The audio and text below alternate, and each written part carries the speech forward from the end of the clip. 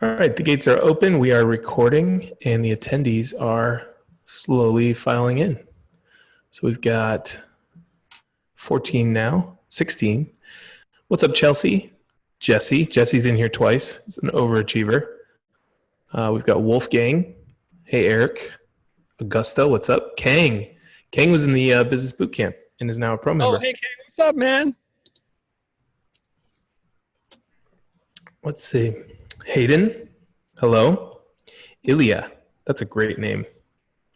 Darian says, hello, hello. Tom says, what's up from Santa Monica? Oh. And Could have done stopped it in by. person. Yeah.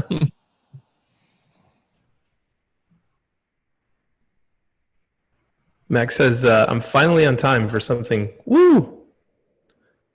Woo woo. So we had about 100 register. We've got 42 in now. We'll give them 2 minutes to get here. Then we'll start digging in. Okay.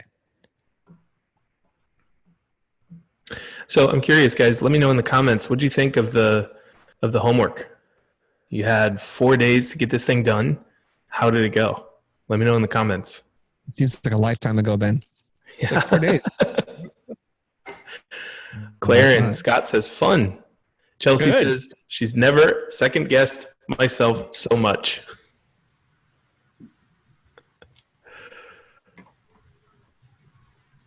A couple people did not get it in on the deadline.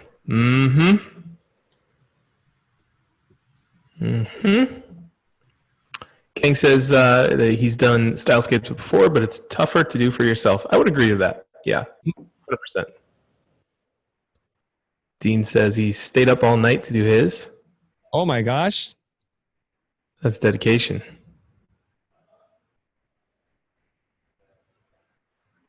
Ethan says he struggled a lot with the keywords and would appreciate if we dug in a bit on it. The keywords. Okay.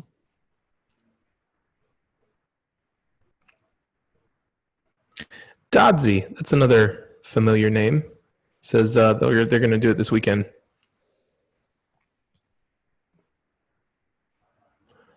Let's see. All right. Okay, we got 50 people in here. I think we're good to start. Welcome to the Stylescape review. So at this point, you guys have all done your homework, hopefully, and submitted it. And today we're going to be reviewing a select few. We couldn't get to everybody's, but I just want to say that I was blown away by the work. You guys did a great job. I know Chris is going to address this later. If you have any questions, please put them in the Q&A box. I'll do my best to answer those. And for those ones that are best served live, I'll try and save those to the end and read them. Without further ado, Chris, let's take it away. It's without further ado, I pronounce my name Doe. Oh, sorry. God, how did I screw that up? All right, there you go. All right, it's a wacky Friday here. So should we just jump into it, Ben? I think we should. You know what? Why did I just do that? I asked you a question, then I'm going to answer it myself. What a bad person. Okay.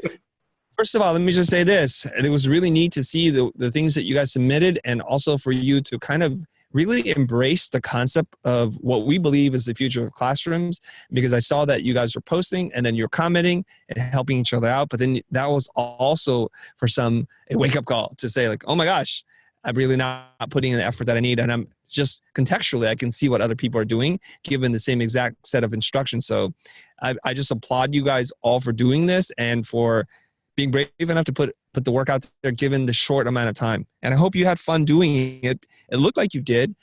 The other thing I want to say is this: everybody feels like they need their individual work critiqued in order for them to learn. And that's not the case at all. If you stop for a minute, separate yourself from the work and detach objectively, you can really hear what's happening.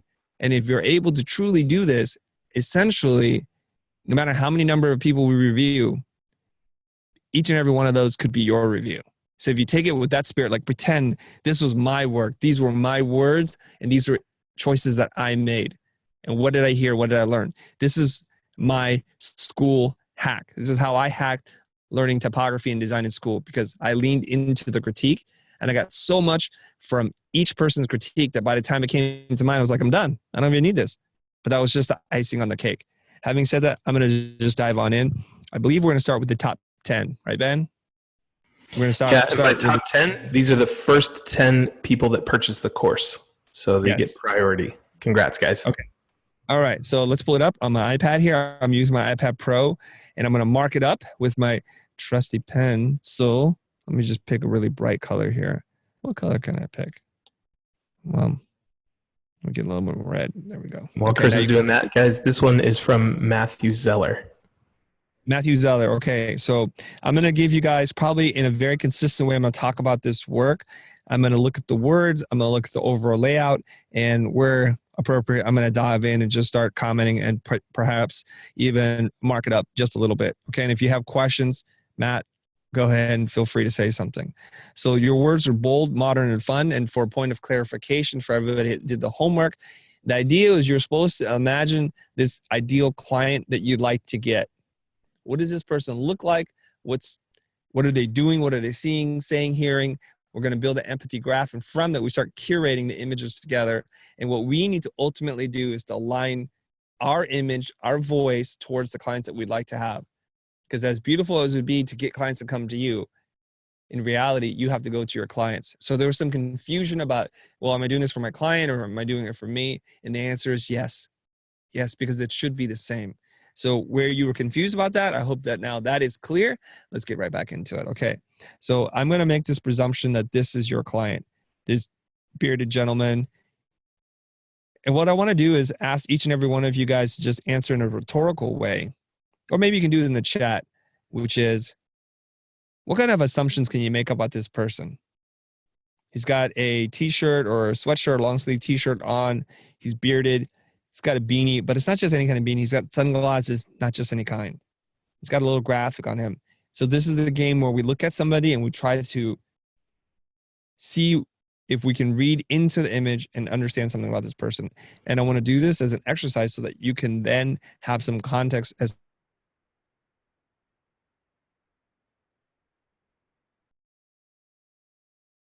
giving you guys enough time to think about this. So this person has some unusual sunglasses on with white frames. Most people have black frame glasses or tortoise shell. And then this person has not just a beanie, but a pink bikini, a dark pink. So Dexter says he looks laid back, casual. Yeah. Chelsea says client seems fun, lighthearted. A lot of hipster comments. Yes, for sure. Hipster. Artist, designer, quirky. Yeah, open. This could be one of those tech entrepreneur CEOs. I could see that he might even be wearing shoes right now. I could imagine him just wearing flip-flops or something like that. He's got that chill vibe, but he's in a little bit cooler climate, maybe Pacific Northwest. I'm not sure. Okay, bold, modern, fun. That's how we're describing the brand. Fate, always create. Let me zoom in. The word fate balances on one of the world's sharpest double-edged swords. Fate can be an excuse to accept certain this way, or fate can be an empowering call to take an active role in shaping the future. We're getting a lot of who be or what they stand for. Okay. Scan over here a little bit. Sorry. Why is my hands all shaky like that? I didn't even have coffee or anything. Always discover, learn, master, create. So that same graphic, the triangle with the radiating lines from a circle, that's on his shirt as well. So somebody's doing some comping here, which you can see that. Okay. That means that at least this person is very thoughtful and intentional about how they're presenting images to us. Upper West Side. What does that say? Presented by American Airlines. Okay, interesting. So there's a little bit of a graphic system there. Okay, come on, slide over. And then there's a woman here with a poster in the back. Okay, now I'm going to zoom back out. I'm going to talk about this. So when we talk about doing stylescapes,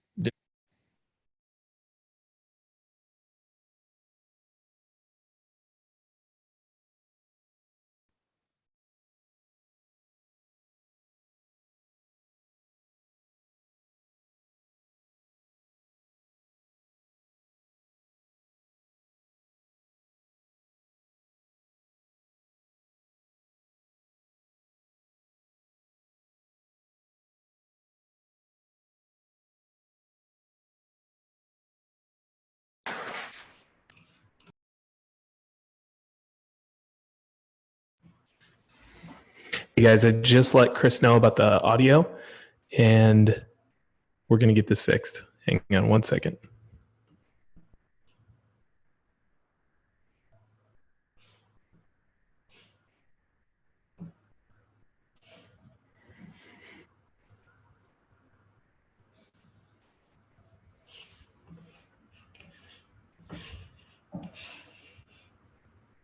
Tech support from India.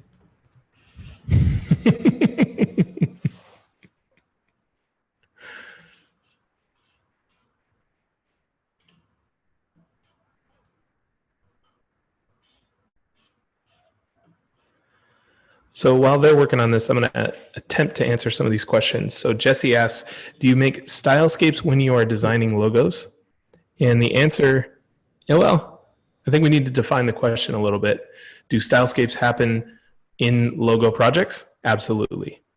Do we design stylescapes while we are actually designing the logos? No. Stylescapes come first, logos come second. Sort of. Sort of. Most of the time. Dave says, is this critique also being recorded and shared in the course? Yes. Good question, man.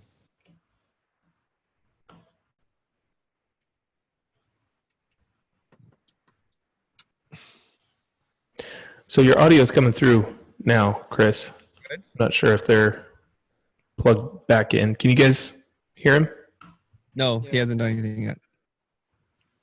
It must be the Wi-Fi, guys. If we can plug in, that'd be better. How is it the Wi-Fi my audio connected? I didn't even understand. Because I show a red Wi-Fi symbol on your face sometimes. Okay. This is kind of flashbacks from this morning. And team says we're ready to go. It's not. If you check your network settings, it'll let you know before you do that. Okay, then you can disconnect. It'll, I think, pick the one that's the faster one, but you can disconnect.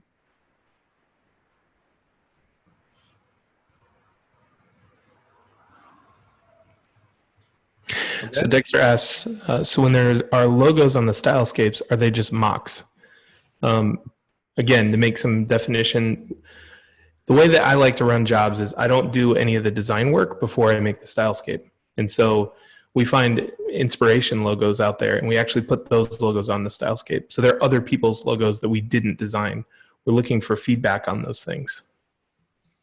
But I know that Chris has done it before where he's put the beginnings of comps on the stylescape.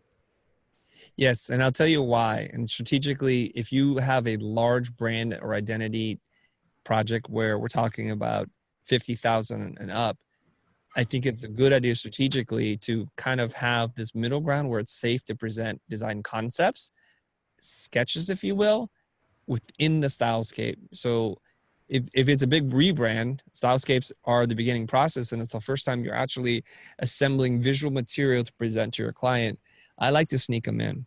They're not finished, they're not done, but I also don't want to work on a logo for a really long time only to find out it's also wrong. So when we talked about the general concept of why stylescapes are really important in terms of chunking or scaffolding towards the finished product, you could look at logos the same way.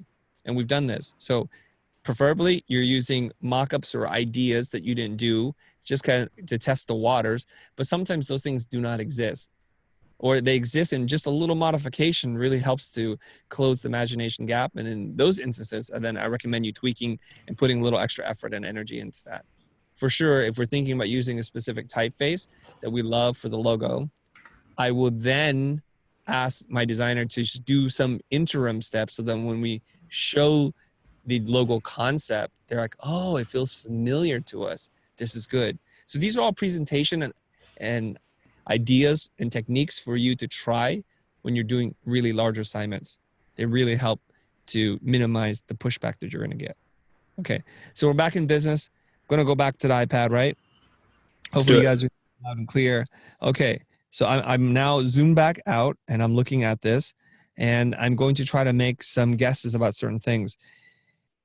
Now, overall, I think this is a pretty good stylescape. I think it's missing a lot of the components that we talked about in terms of typography, signage. I want to see more. I want to see printing techniques. I want to see packaging and textures and more in here if we can. The image on the far right with I think that's a woman walking by the posters in the back. This is where I would ask you, if you were working with me, what am I supposed to get from these images? Am I focused on the posters, or am I focused on the person or the texture? This can get really tricky here. Right? So I want to be sure that what is my eye looking at? So this area in particular here is the part that's bugging me, because I think you want me to look at this, but I'm not sure. So this is where this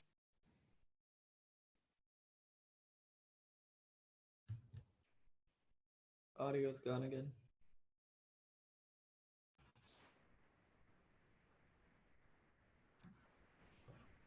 Yeah, we lost audio.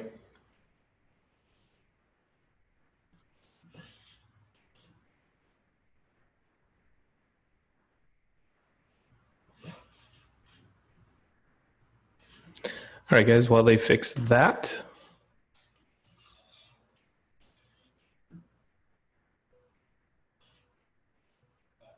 All right, so Yin asks, how do you really narrow down the keywords for a brand? Or like how Fabian does it to pick even just one word. The way we do it is we do it with the client in the room. So part of our core exercise is that we have a prioritization part of that where we ask them to prioritize all these words that they've generated. And we usually wind up with, the top 5 or the top 3. And it's really easy to do. You can have them sort out sticky notes, or just kind of vote on their favorite, the one they pick, the one they think is most applicable to the brand.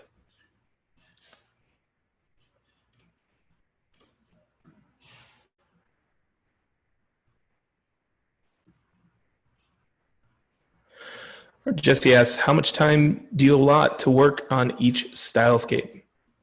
I got it down pat. For me, I can do one in less than a day, maybe 6 hours. And that's coming cold right into the brief. But usually we give our projects a week to do the stylescape part. Typically we asked the designers to just spend a day or a day and a half on it. But we want that time to kind of like work with them, give them feedback, make some changes, and then we're building in feedback time in there as well.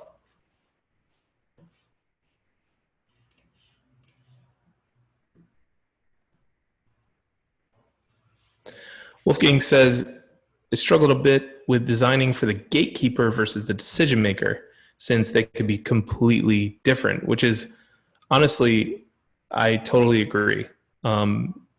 You're always going to want to align with the decision maker, though, because the gatekeeper will get you there. But if they're so different that the decision maker is going to not like what the gatekeeper puts out, or if they're not on the same page, then you're going to lose the person that matters, the decision maker.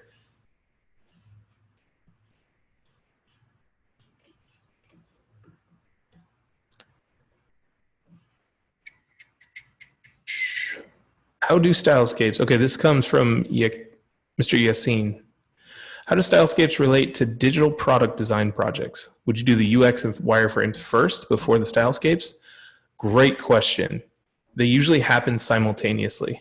So we do the UX part, we wireframe the site, we establish the IA at the same time as we're designing the stylescapes. And usually for us, that's 2 different teams. But if you're solo, that makes for a really well-rounded presentation after discovery. You can say, hey, look, this is what we're recommending for IA, and this is what we're thinking the brand's going to look like, or the site's going to look like. Here's a stylescape to help guide that. So good question, answer simultaneously. Ben, can you hear me? Yeah. Okay, are we back in business or no? I think we're back in business. Let's try it again. What is the problem? Don't know, because the internet looks good from where I'm sitting. What's the problem? It can't be the internet because the video continues streaming. Okay, don't even get that fancy. I mean, let's just get this thing done, guys. Come on. Or because it got messed up, whatever happened there. But we're good now. You guys can hear me. Yep. All right. So how are we gonna stitch this thing back together, Ben? Where did you lose me? Um, I think let's give final thoughts on this one and then move on to the next. Okay. So final thoughts is I think there's not enough density in this. And I think we can add a few more elements. I think we can use a little bit more color correction. For example, this shot with a couch here. I hope you guys can see that. That feels really bright. I would like to see a little bit more art direction design. It feels like it's the right couch and the right environment for where this person might live and work. But in terms of just trying to bring this all together, I also thought that there's a lot of space here that's kind of just being left open that's not really communicating a whole lot to me personally. We could have easily taken the words bold, modern, and fun and just put it right here, bold, modern, and fun. And then now we're already seeing the color palette used pretty consistently throughout, the gray, the golden yellow, and the certain color pink or magenta. That could have easily also been just done with like little circles here. And then now we can use the rest of the space to communicate a little bit more of a story and integrate little pieces of packaging or more design systems in place. And I think that will really get the person excited. Overall, pretty good job, really close. If this is your first ever Stylescape, good job. Okay? Moving on. Unless somebody has a question. No, let's keep rolling. Okay, whose work is this, Ben? Let me look this up real quick. It's in the file name, just so you know. Oh, okay, so I don't know if I can see the file name, can I? JP Stylescape? Except for this one, it's not in the file name. The one that you call. There it is. Okay, JP, let's take a look at this. This one's pretty wild, okay? Let me get into this. So I want to see who this is. Juden Park. Eugen Park. Eugen Park. Eugen Park. Is that the... Okay, so I'm already a little confused here. Okay, that's lorem ipsum, I think. I don't think that's anything. It looks like it's a letter. So whoever this client is, they're super young. They're super funky too. Look at those square glasses. And I'm not sure if this is for you or for your client. And if it's for your clients are really, really young. This could be a 17-year-old kid. Okay? Something to kind of think about here. All right. The first thing that I'm seeing here is, are we asking people to focus on this or this? And there's competition there already. Ben, what do you think it is? Just based on that. They're the same size, so it's really difficult to say, but probably the bigger one. Bigger one. So the wider one. What is this? What's this I don't doing? know. I don't know. Yeah. All right. So in terms of just the overall design and level of sophistication, sometimes it's kind of hard to deal with like really young brands with lots of colors because it can easily be read as being very busy and frenetic. And I think that's something that you need to kind of think about. How can you introduce color into something like this and not overwhelm your audience? If I put this in front of you with all the colors and all that's happening here, I think we need a little visual relief because there's so much that's going on. There's pictograms, there's people being cut out and crazy colored, not drop shadows, but kind of a ghosted part of their image. There's pieces of art in here, just too much. So this probably has the exact opposite problem as Matthew's design, the previous one, where there's just so much. We get that it's a youth brand. There's skateboarding involved. There's something really cool about that. But then there's just so much. And there's spray can tops over there, I think on the far right. It's just so much. And how do we bring this all together? So when you have a bunch of disparate sources where you're bringing images together, you have to figure out how to bring it together. And I'm going to show you in a little bit, okay? So the Juden Park, I think that's the logo. That must be the thing because I see the JP here. That's a good clue for me. I just don't like the Henny thing. And maybe that's a person's name, but it doesn't need to be anywhere nearly as prominent as that. So Ben, I'm going to ask you a quick question here. Mm-hmm. What are the colors? What's the colors? What are the colors? Oh God, all of them. There are all the colors there. Which Blue is and green and pink and yellow and orange. yes. So it seems like it's every color in the rainbow. So if we use all colors, what colors work for us? And I see a little square. Is somebody saying hello? Yes, I'm the creator of this image. Okay, let's talk about this. So is it Juden Park? It's called Jugendpark. It's a German Jugend- word for like community center for kids and teenagers.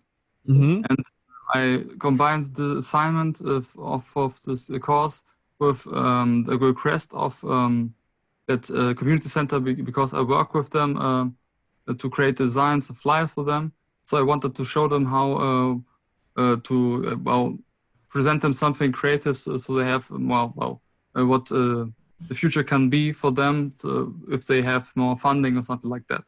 Mm-hmm. Yeah. So you see, like individually, I don't have a lot of problems or anything with the elements that you picked. Collectively, I do because it's all screaming at me 1000%. And let me tell you what I mean. Okay. So you see this right here? This is really good. This Yes. element is really good. It's very dynamic. It breaks up the grid and it's very colorful, right? I get that. But then you have a girl who's screaming, literally screaming with a shadow or a ghosted image behind her. This is the girl I'm talking about right there. It's just so much stuff. So here, if you just made her black and white, scaled her down and gave it some breathing room, you're going to see your design's going to get much better. So sometimes this will help me out. What's your name again? Wilhelm Enz. Wilhelm Enz? Wilhelm Enz, yes. Okay, I'm going to have a hard time saying that. So what I would suggest you do this, is she the hero or is he the hero? Who's the client here? Well, that's an error. The failure I made. I didn't pick one. Let me ask you though, who is it supposed to be, the guy or the girl? Well, in that case, I don't know. It's like the three of them to present like the kids that visit the place. Oh yeah, there's another person there too. Okay, generally speaking, okay, so this one is multi-layer deep. It's for your client's client. I think that's what you're doing, right? Yes. Yeah, okay, to so now, represent yes. kids. Right. So typically I like to just focus on one person per stylescape because each person has different needs and expressions of themselves. So you generally focus on the primary or the growth customer. So if it's the guy or the girl or whatever, that's who you should focus on. Now, if you, for whatever reason, have to do 3 people because they represent one person, what I would do then is this, okay? I'm going to try to do this. I would say put the girl here with her hat on, okay? So they at least belong together as a group. I hope you guys can see my drawing a little bit here. Does that kind of sort of make sense? There she is with her hat. There's her eyes, you know, folding her arms next to him, right? And maybe there's a third dude here in the background, your other guy. So you can cluster people together and make it less complicated. And that's what you need to do. You have to control the eye. This is just a basic design and composition issue here, okay? So you can group them together, and that way you can say like, oh, you can even use lighting. You can light him so he's brighter than everybody else, or the girl first, and then design around that. Now, here's a little trick I do a lot of times when I'm working with my creative team. So let's just say that this letterhead and business cards is really an amazing component, but for some reason you're feeling everything around it is not working. Get rid of this, turn all these things off, and then say like, does that work? Get rid of her and see like, wow, that's actually a really nice piece of design. And I like that. And then you slowly add one piece back at a time until you feel like, ooh, it's getting a little crazy. And I can tell you right now, probably this image is too much. You see how busy this is right here? There's too much. Yeah. It was the critique of many people. It's too crowded. Okay. So here's another thing here. Is this your color palette over here? Is this your color palette? No, that's. Okay. It looks like a color palette, yes. Right? But the color palette is on the very left. The strip, the gradient strip, and the 2 elements. Yeah. Okay. So you need to have those come out and be more prominent. And there's a color adjustment that you can do in Photoshop to do gradient map. You could have taken this yellow image with people with if they're bean bags or something, and you do a gradient map so that they're using those exact same colors, like a duotone or a tritone. So at least you're bringing this world together, okay? Like I don't want to bombard my clients with too many images and like, oh, it's all great, but it's so messy. Or something else might happen to you. Let's say they're focusing on this image right here. I'm putting a circle around it. Let's say that's the hero. but you don't talk about it because there's so much stuff on the screen. Later on, you present them a design and they're like, you know what? We're not feeling this. This is not working for us. And if that's the case, it's because you've given them too much to look at and not enough direction and curation, okay? I personally think that's a great color palette right there. That red, the blue with a little gradient of magenta and purple down at the corner, and the yellow. I dropped that and used that. So use more solid colors. Mm-hmm. And try not to introduce too many tones, like this aqua teal green, a little bit too much. It's like it's too much intensity. Okay. Mm-hmm. Yeah, that's what I would do. Okay, and then just let's get rid of some things. Like if we see icons like the guy in the wheelchair and the skateboarder, we don't need to see another skateboard over here. It's just too many things. Okay. Yes. Thank you very much. Go a little bit more reductive and then slowly add things in, and you'll see where the system breaks. Okay. All right. You're welcome. Chris, can I ask a real quick question about that? Yeah. Just about something you said about focusing on one person. Yeah. Does it work to focus on a tribe? I asked that preemptively because that's basically what I did. And mine was about a fitness brand. And so I'm thinking, oh, well, should I only focus on one person from the tribe? You see what I'm asking? Yes, you should. You need, because remember what, in the lecture part of it, I said to you guys, can I pick this person from a crowd? Can I pick them out from a crowd? And if you can't, we got problems. Yeah. Right? So you can't pick whole groups. So reduce it down. And I promise you, in the stylescapes that you saw from us, generally speaking, there's just one person. We're really thinking about this one person. Because how do I imagine not only one person's story, their life, their struggles, their pain points, their gains and their pain and their gain? How can I do that when it's three people? They have very different narratives. Even if you say, I hang out with very similar people, you have very different challenges. Right. That's what makes it individual and unique. Okay. So I would focus on one person, your ideal client type, which is really what you should be doing. Okay. I'm going to pull up Kyle. This is Kyle's work now. Kyle Ellison. Yep. Okay. All right. Let me take a look at this. Okay. So I'm going to just assume it's about this woman who's really fit, but I'm not certain because we have a couple different things going on here. And I'm going to assume it's her because she's the biggest and most prominent person in here, right? Yep. Okay. So that's her. What's the story about this guy with amazing cheekbones? So that was that I was debating that guy or not that guy. I wanted to add more cultural diversity. I also wanted to add so it wasn't so feminine. And I also, in addition to that, wanted someone who represented a little bit more of a fashion change. So we put just did a mock-up of that logo and threw that on a hat, and he just kind of seemed to fit, but I struggled with adding him or not adding him. So I just went for it, and I figured tear it apart, right? Right. I'm not such a strong term, tear it apart. Give me your honest feedback. Yes, I will. Okay. So let's just talk a little bit about who your ideal client type is. If your client type is this really entrepreneurial woman who's really into fitness, whereas Lululemon is very active and healthy and conscientious about what she puts in her body, is really into fitness and health and all these things that I associate with this, then this is pretty clear. How do we make this better? Let's talk about it. Okay. I think she looks quite diverse myself, but I'm not certain. Is she Indian? Is she Latina? I don't know. I can't tell. Right. So that's, she's not like, say, your typical Caucasian person. So I don't think you need to include extra diversity in this. And if you're targeting a woman to market to, maybe she's the person who's like opening up a chain of fitness places or juice bars, and that's who you want to attract. Yeah. Focus in on. Okay. Now, a couple of things throw me off a little bit here. Okay. You see these hexagonal patterns in the lower right here, like this area. It looks very chemical, like chemistry. Yeah. Throwing me off a little bit.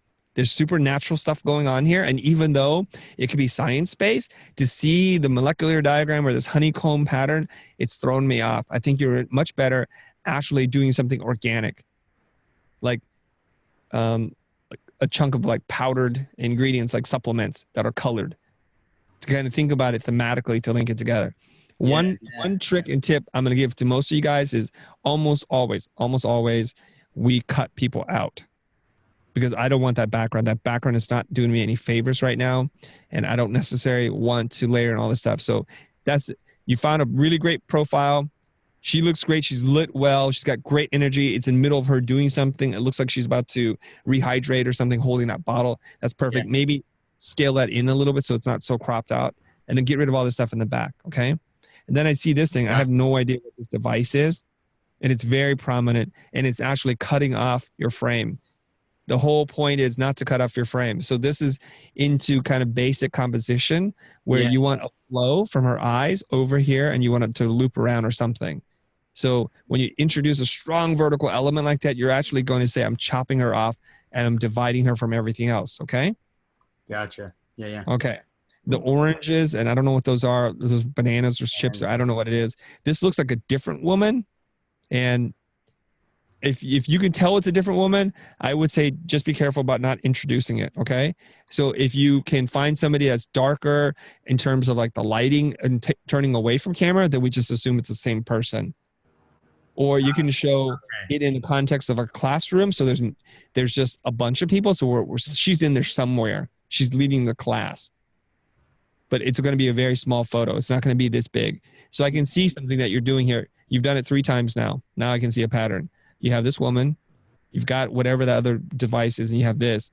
So what you're doing is you're taking what is generally a very generous horizontal format, and you're cutting it up in smaller and smaller pieces. So you're giving yourself less room to work with. So just be cautious of cutting off your whole frame. So from a design point of view, I'm seeing that, okay? Next is these colors are not all coming together just yet, because we see this agave plant or some succulent. I don't know what it is, not agave, but there's some really natural colors there. But the colors that you picked are somewhat a little bit unnatural. I don't know. The teal and that kind of. Yeah, I was having a problem getting my color correction just right. So I totally agree. So there's something there, right? Let's just dial in, because some of it feels a little bit too cold and removed, right? So I think dial that in. Okay, so you got a little app in the background. I see that. We have a little exercise equipment. This shot looks really unnatural to me, the color correction on it, right? Not that what you're doing is heavy-handed, but just the color itself says something that's very clinical, very sterile. Just be mindful of that. I really like this pattern, whatever this stuff is in here. That's nice. Okay. And then this bust, take the 6-week challenge. It's probably thrown in at what you want to be mindful of is juxtaposition. Like what's happening right now is the exhaust, the butt end of the bus is right in his face. Not necessarily a good thing. Okay. Yes. Yeah. You're right. So we gotta just think about all these little things here, because it's just a little strange. Okay. Yeah. So I like this element. This is a really nice element. So you have some really good elements in here. So I think it's pulling the other things away and trying to be a little bit more intentional in creating a more kind of a through line in terms of the theme and tying it all together. Here's a great thing that you can do here. You see these oranges here? Oranges naturally lend themselves to be very photogenic. They've got brilliant color and they're easy to cut out. So that's one where you can float it over something and not have it be, it could help to break up the gridded kind of boxy nature of everything. Okay. Yeah. I'm also missing print examples, signage, wayfinding, packaging. I need to see a lot more typography, because if you give this to a designer, what are they going to do with this? Yeah, there's too much here to be interpreted. Like, I get the photographic style and I get the energy, but I don't know where to go from a design point of view. Yep. I don't love the typography on this bus. It feels like very Jenny Craig. It feels very much like one of these big fitness programs, like nutritional supplement companies. I want something a little bit more unique and fresh for this company. Yeah, totally agree. Okay. So think about that, you guys. You have a lot of space to work with. Don't waste it by chopping it into smaller frames and making your images too big. Okay? And then I just want to put one general note out there on the photography. Yeah. So we always advise our designers to match colors. And I can see that you've done that. Like you've altered the tank top to kind of fit into your color scheme here, the color palette. But one thing that I'm noticing is that like we have true blacks on the pictures of the people. And then when we go to the orange shot, it's a little bit, the blacks are a little lifted. And so the tones on that, just the general tones of the photographs don't match. And then you've got the tone on tone, like the desaturated with the color over it, which is the rope and the lanyard. And then you've got some grayscale shot of the shoe and the pattern. So like all those different things, if you handed this to a photographer, he'd be like, okay, well, which kind of, what do you want here? And so whenever I critique stylescapes from our designers, I'm looking at depth of field, the angle that the shot is. I'm pulling all that and trying to make it consistent throughout. Gotcha. Cool. Hey, Aaron, sometimes don't go split screen on me because I'm not that interesting to look at when I'm looking down. Just giving you a notice there. Don't pull a Joan on me from last night. Okay, next up. Oh, I forgot who is this. What is his name? Dave. Dave Abel. Okay, bring yourself online. I'm going to look at your work here. He's not on. Okay, that's fine. But thanks, Dave. Yeah. Okay, so Dave submitted something here. There's our target user, our hero person that we're doing this, the Quick Brown Fox. Let me look at this a little bit more. Lots of design components, fancy watches, color Geometry. blocking. Yeah, I like that. Big, bold serif typefaces. The Quick Brown Fox, okay. All right, Devout. So I'm seeing serif and sans serif mixed in here and a couple different styles. So this is where we kind of have to be careful here. So I'm going to point out something really quick. This too has very sharp parts and I like it a lot. I don't even know what typeface this is, but it looks really good. And then we have this kind of other type of serif typeface. I don't know if this is Rotus or some other typeface where it's a hybrid between a sans serif and a serif. You notice the K and the H. So it's kind of got a modern funkiness to it. And then the typography at the bottom, Devout, that's a very clean sans serif. That could be Futura. It could be Avant-Garde. I can't tell. It's got a high baseline for the E or an X height. I'm not quite sure. So we've got 3 examples of type in 3 different styles. I'm confused already. So this is something that you guys want to be very mindful of, okay? And then I see this really weird security camera, and I don't know, what did it do? What company is this? Is this a security company? I hope not. I'm not sure. Like a very luxurious security company. I'm not sure what the vibe is here, what's going on.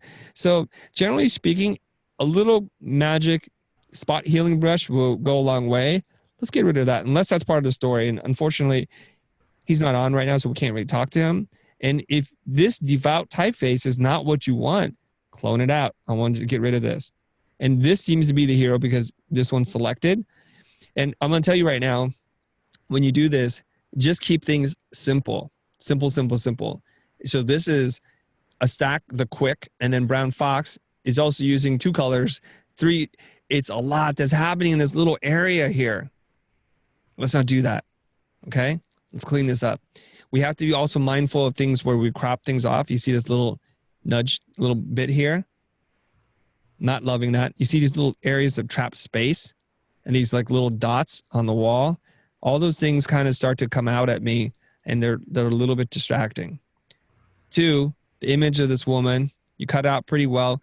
I think a little color correction would go a long way here because she doesn't look as good as the hand on the watches. You see there's mid-tones and shadows and the way this is lit, and there's a lot more direction in terms of lighting. She's a little flatter, and sometimes that's what's going to happen. So you might want to go in and crush the mid-tones and the shadows when you go to color correct, so it's a little bit deeper and darker here. You can also throw a little soft vignetted mask on here, a gradient mask, and then color correct that so it's a little bit darker.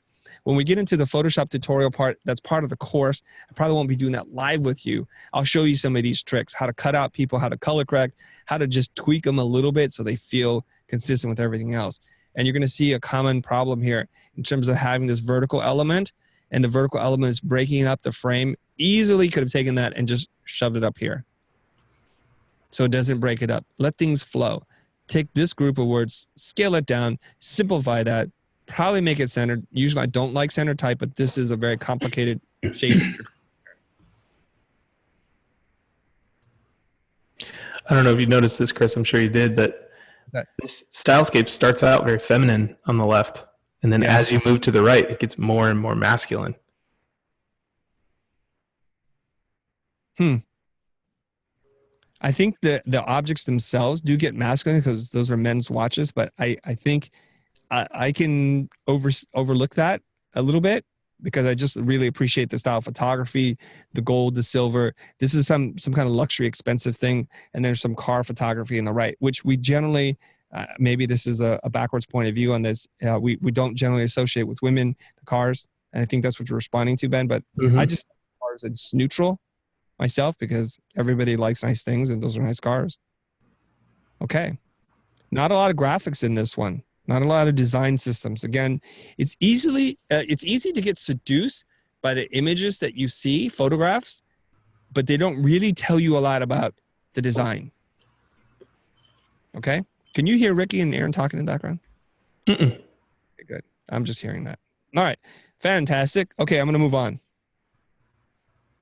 Next up is Suchet. Suchet? He's on, right? Yep, he's here. Yeah, I thought I heard him earlier. Mm-hmm.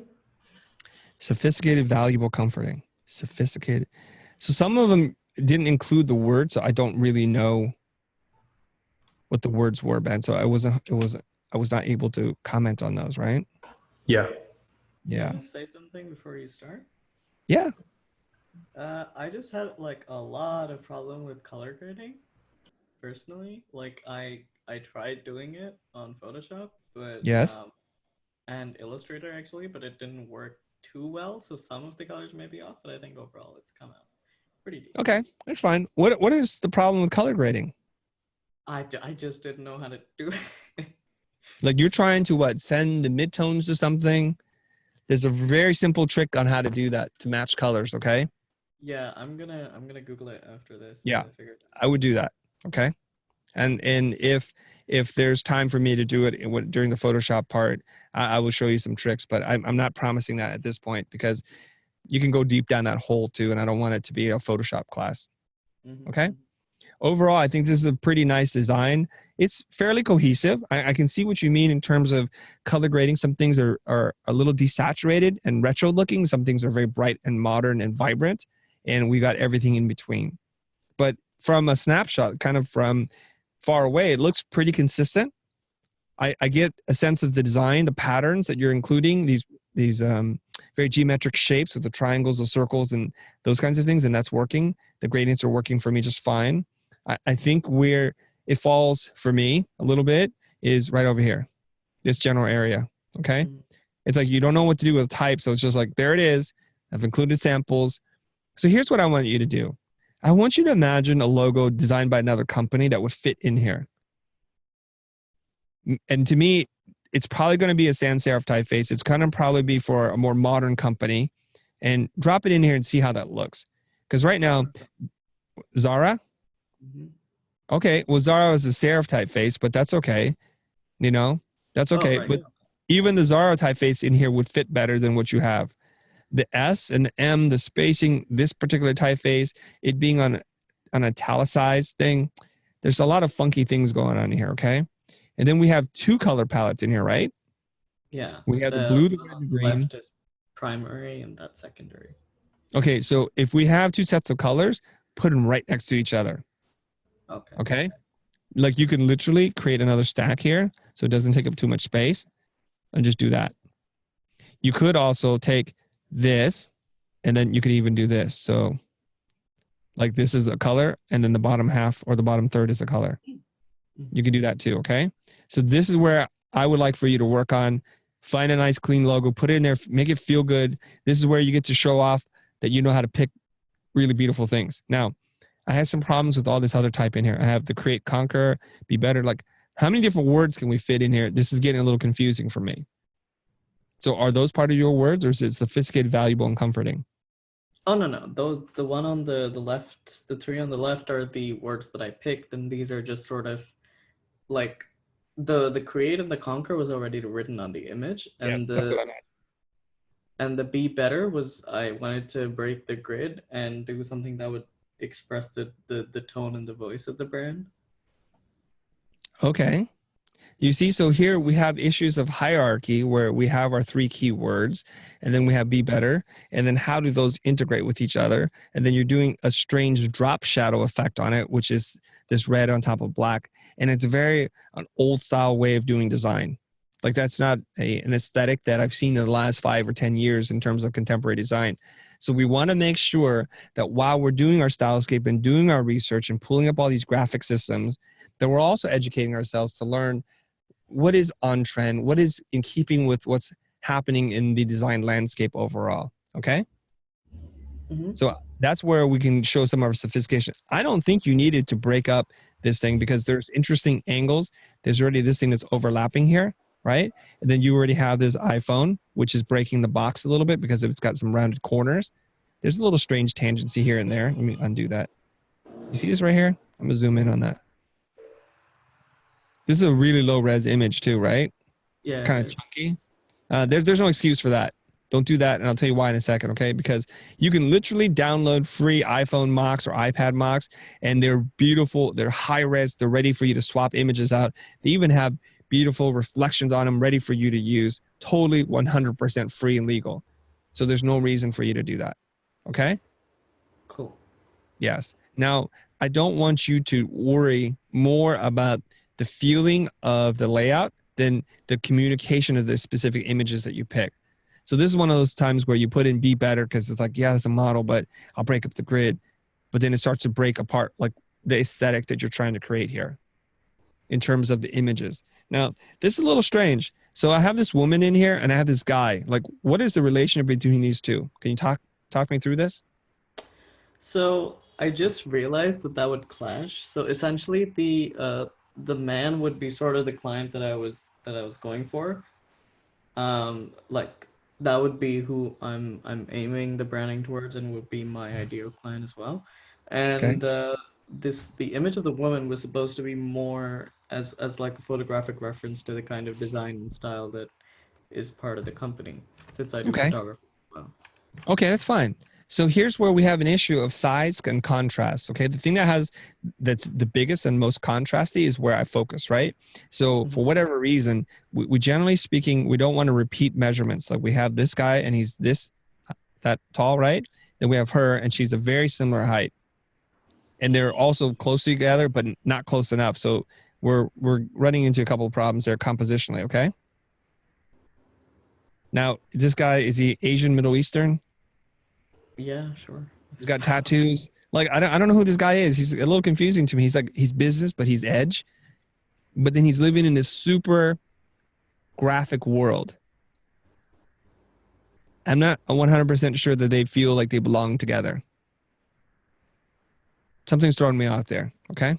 I like this image in the background a lot here. This conference room with the blue and the reds and the gradients. That's nice. That feels very consistent. You have some illustrations in here. There's a legibility issue here, right here, right? Too complicated on top of Oh, each other. yeah, yeah. Yeah, you can see that now, right? Okay, Mhm. like right there.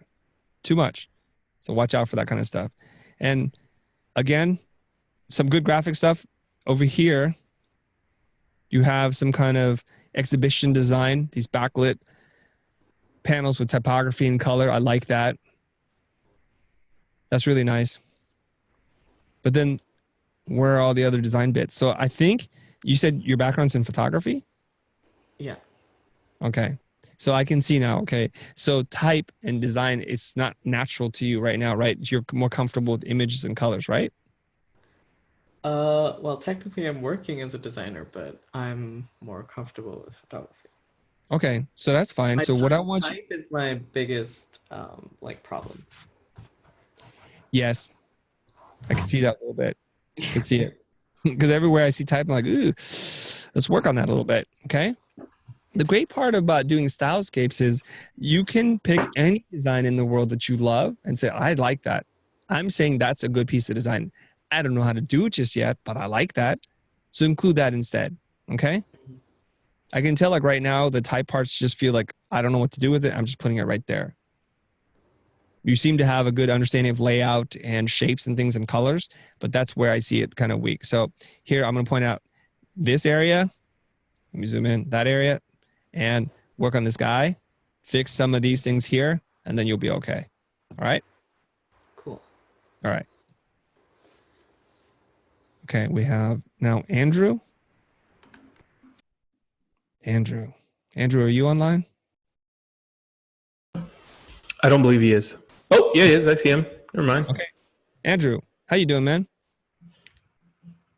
Chelsea says clean AF. It is clean AF. Just taking a moment to appreciate this.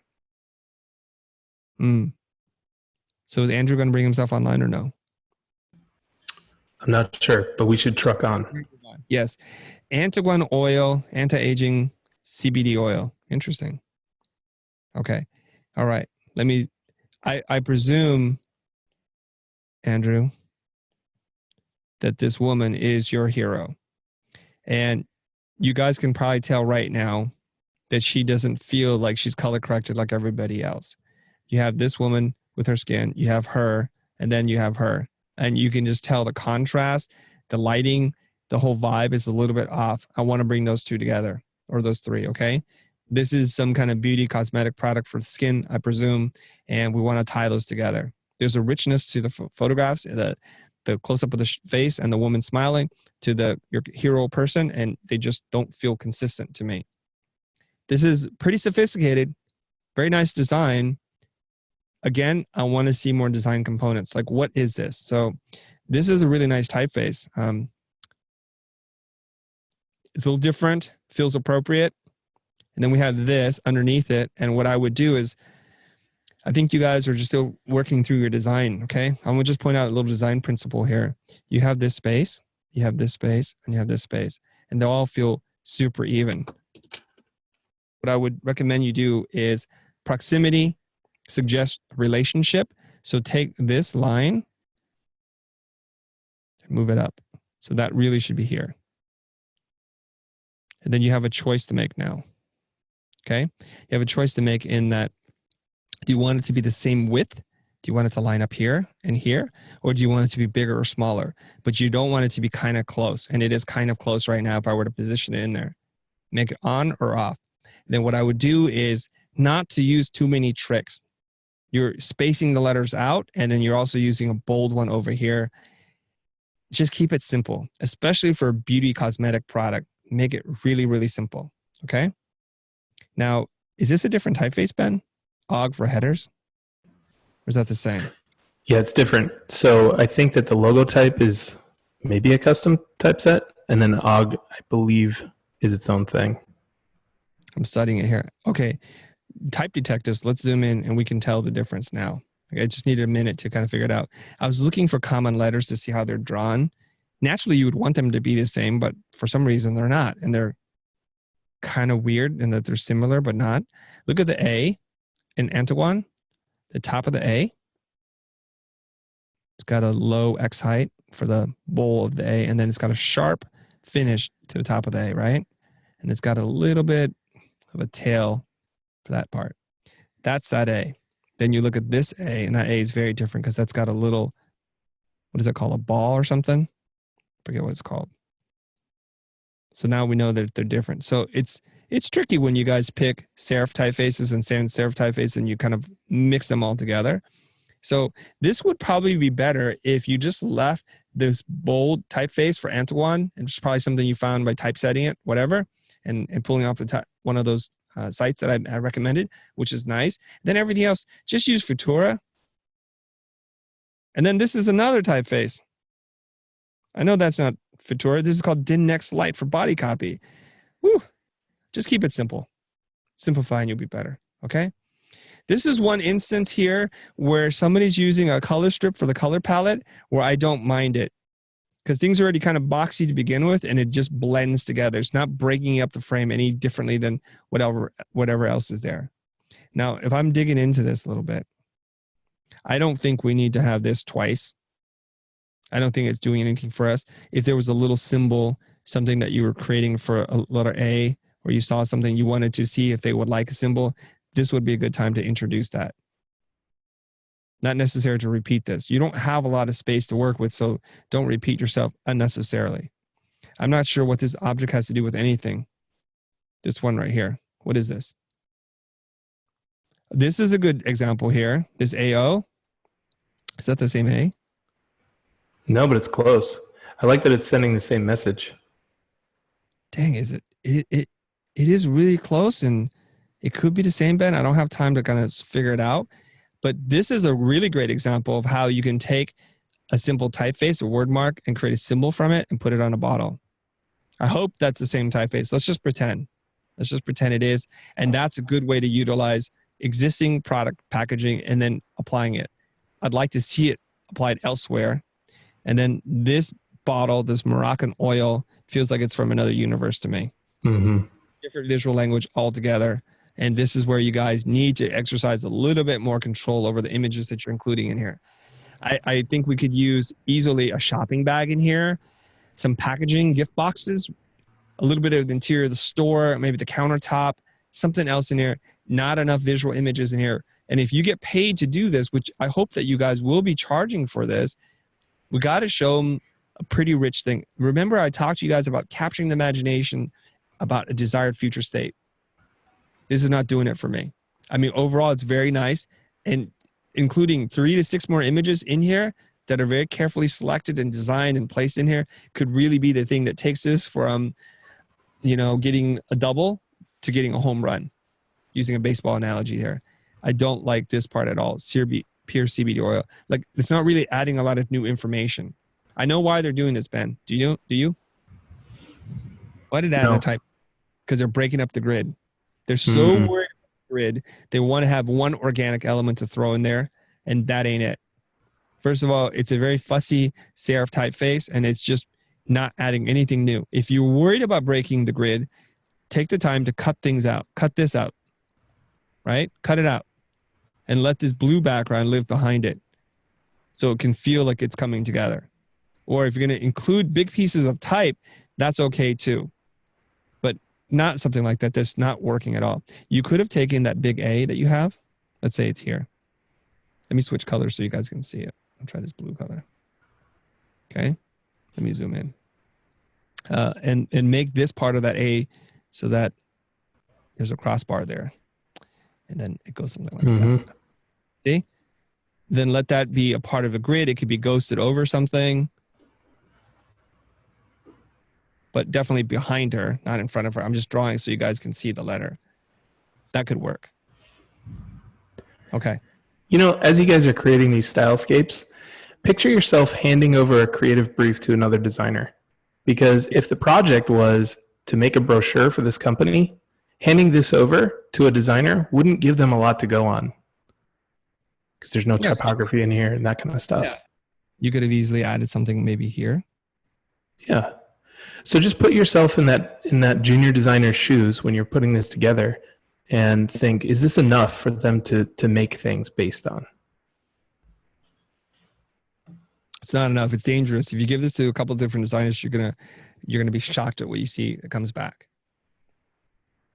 3 different typefaces. Like what is more important than the other? We don't even know. Okay. Stepping out. I got one more to do here. This is William. William is a Pro Group member, I believe. I just talked to him the other day. William, are you online right now? Yes, I am. How's it going, man? It's going very good. How are you, Chris? Doing good. All right. Awesome. Just need a moment to look at this. Really beautiful textures, muted color palette. It's kind of deep green. It's kind of a desaturated gray, forest green, some natural elements like the vegetables that I'm seeing here. Nice job on the light flares behind this woman and blending it. This is an excellent example of how you integrate a person, how they're cut out from the environment, yet integrate it and still leaving a lot of white space. So excellent job here. It looks to me like, William, and to tell me if I'm wrong, you grab this photo and then you cut this part out and somehow you preserve the lens flares, or you could have added lens flares back in. So people who work in the motion space learn how to use lens flares really well. This light wrapping around objects really sell the composite. And if you didn't add them, that's fine. If you did, even better, because you understand how light works in the real world. So one small, little, tiny little nitpicky thing perhaps is if there was more to this photo, I would have liked just to have her finish her head here, just to allow the space to go through. But that's just a very tiny thing. So when we're talking about scaling it back 95%, I like that a lot. Okay. There's a couple things here I don't love. So let's talk about it. I like the source kitchen. This feels like it's already a label to be applied to a wine bottle or to something else. It could be a sign on the side of a building. It could be a strip on the website or a brochure. I like it a lot. So William is by far, so I can tell, got more experience with design and how he's composes and the things he selected. Okay. Now, it's almost perfect. It's almost perfect. Yeah, I'm waiting love for it. so much about this.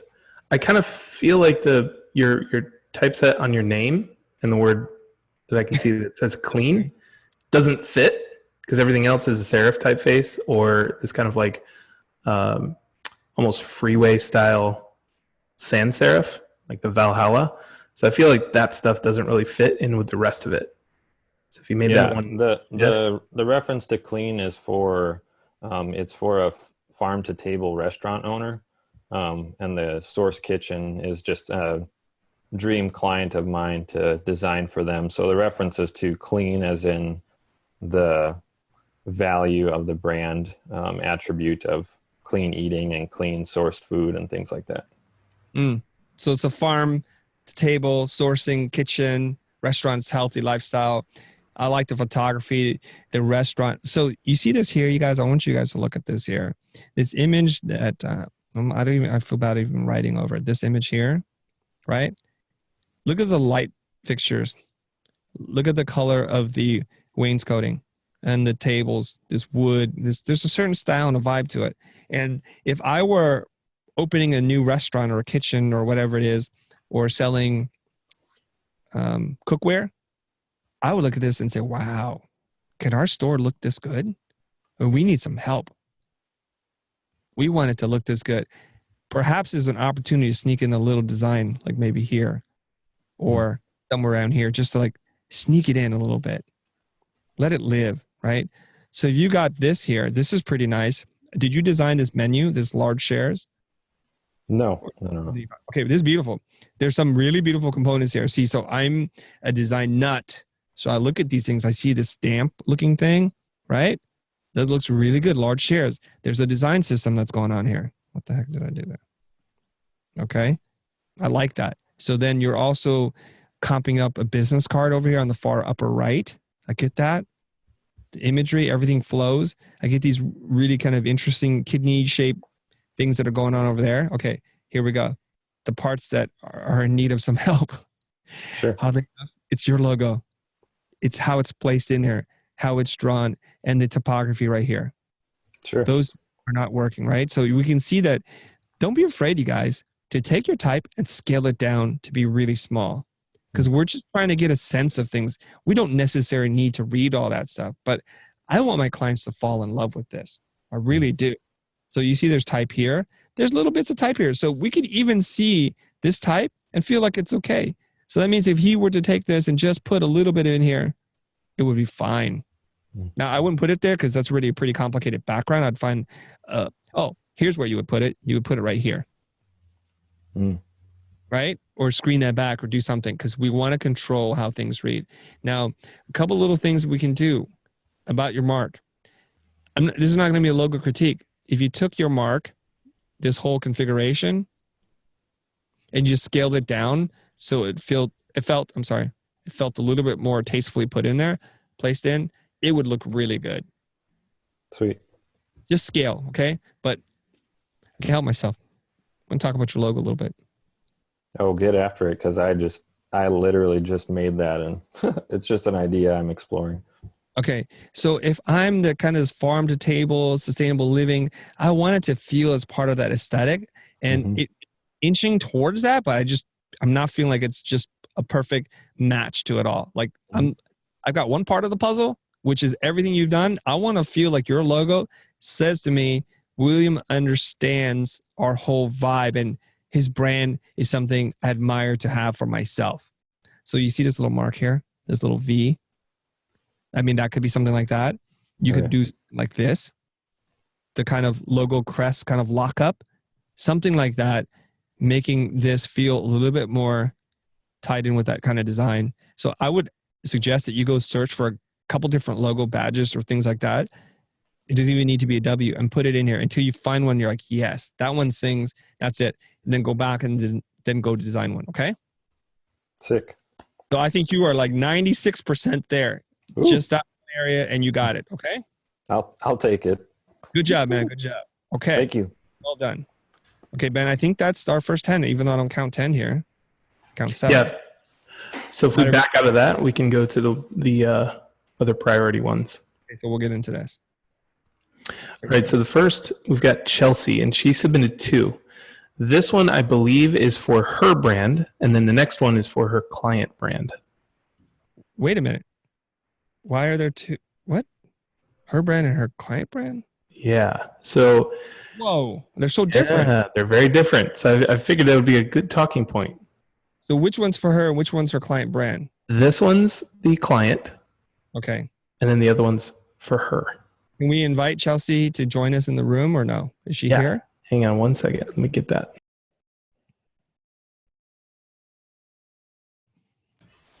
Okay. Bold. Why you doing Chelsea, I found you, and I am promoting you to panelist. apologetic?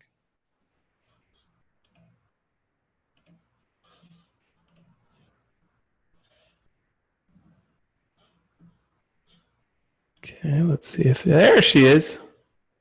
Okay, and then Okay.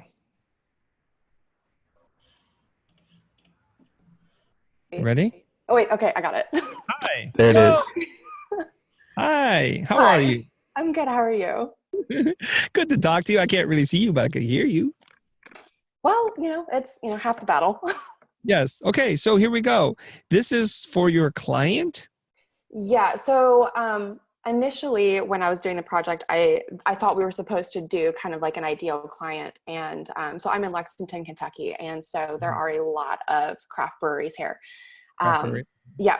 And so that was kind of my thought process was, well, I'll do one, as if I was approached by one of these breweries. Mhm. And then I was in the Slack chat, and I saw, hey, do one for yourself. So I did another one and completely started over. Okay. Okay. You do understand this as a conceptual exercise, right? Yes. Or explain. You do. So I think. theoretically, if you want to work with craft breweries, they have a vibe, right? They have an aesthetic that you understand, and you could do it as an aspirational one in case it's Yes. horrible. And then what you need to do is align your design sensibility towards that.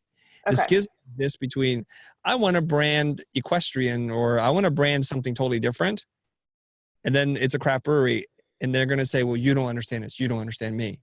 You don't get me. Right. We don't speak the same language. We don't believe in the same thing. And that's where you're going to get a lot of friction, I think. Now, you could be on the very edges of what somebody would consider is appropriate for that market. That's totally okay because that's edgy, it's cool, it's interesting, you're atypical. But when you're totally different, you may find that it's going to be problematic for you. Bankers want to work with people who work with bankers. That's just the Right. way it works. Farmers want to work with farmers. That's how it works, okay?